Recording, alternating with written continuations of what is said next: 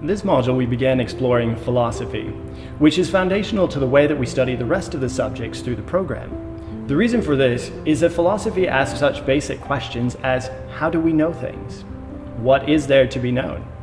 What kind of effect does what we know have on our lives? And then finally, where do we actually fit in the history of ideas and how things have developed in our culture, in our society? And really, what are the hidden assumptions that we hold that we can't even see?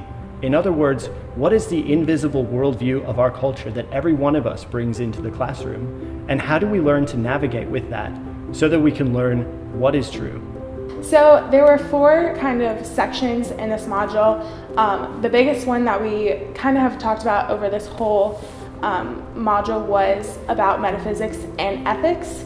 So we read a lot about different morals and ethics and virtue, and we would read our readings and come and discuss them and pull out the viewpoints of the readings that we've done and try to form our own conclusions about those kinds of things.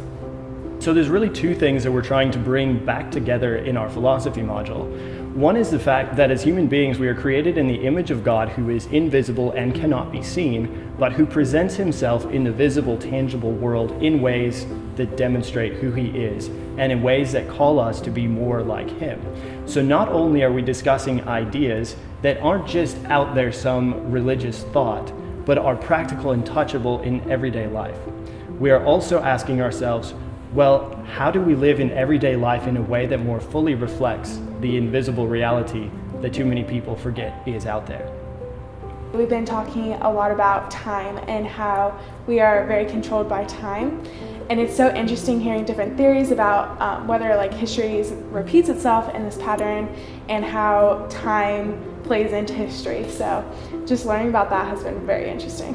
One of the things we did this module in order to make the experience more tangible for students was to actually go out and start to interview people and find out what they think.